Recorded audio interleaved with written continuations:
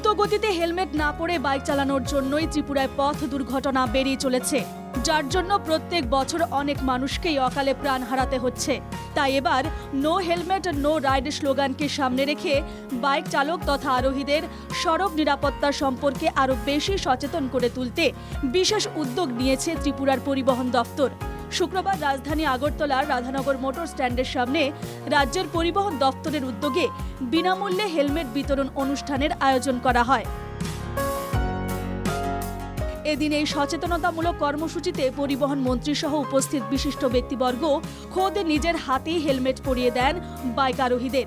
এই বিশেষ কর্মসূচি সম্পর্কে মন্ত্রী সুশান্ত চৌধুরী বলেন, 700 থেকে 750 মোটর বাইক অ্যাক্সিডেন্ট বা যানবাহন অ্যাক্সিডেন্ট ত্রিপুরা রাজ্যে প্রতি বছর ঘটে, যার মধ্যে প্রায় 200 থেকে 250 ফ্যাটাল অ্যাক্সিডেন্ট হয় এবং তাদের মৃত্যু ঘটে। এটা বিশাল সংখ্যা।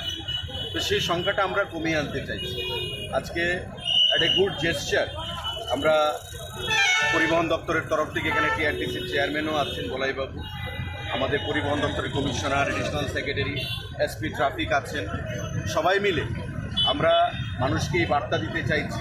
বিনামূল্যে আমরা এখানে কিছু হেলমেট ডিস্ট্রিবিউটও করেছি এবং আগামী দিনেও আমরা আগরতলা শহরের বিভিন্ন জায়গায় দাঁড়িয়ে এভাবে বিনামূল্যে হেলমেট ডিস্ট্রিবিউট করব। পথ চলতি বাইক আরোহীদের উদ্দেশ্যে পরিবহন মন্ত্রী সুশান্ত চৌধুরীর আহ্বান, রাস্তার মধ্যে দেখলাম যে একটা বিশাল সংখ্যায় মানুষ হেলমেট ছাড়া আসছে মোটর বাইক। এটা ফ্যাশন হতে পারে, এটা সচেতনতার অভাব হতে পারে, অনেক কিছুই হতে পারে।